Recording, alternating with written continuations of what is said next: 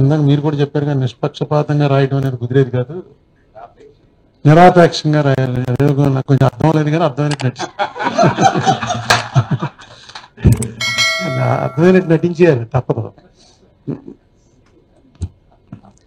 ఇందులో ఈ ముగ్గురులో నాకు సంబంధం డైరెక్ట్గా నేను ఏమన్నా మాట్లాడగలిగితే రాజశేఖర రెడ్డి గారి గురించి కొంచెం ఆయనతోటి సన్నిహిత సంబంధం ఉన్నవాడిని.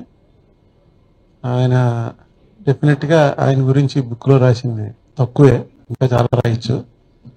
పొలిటికల్గా ఉన్నదానికే పరిమితమయ్యారు. పొలిటికల్గా రాజశేఖర రెడ్డి గారి, రాజశేఖర రెడ్డికి నేను అనుకోవటం పెద్ద సర్టిఫికెట్ ఏంటంటే ఆయన పరిపాలన మీద.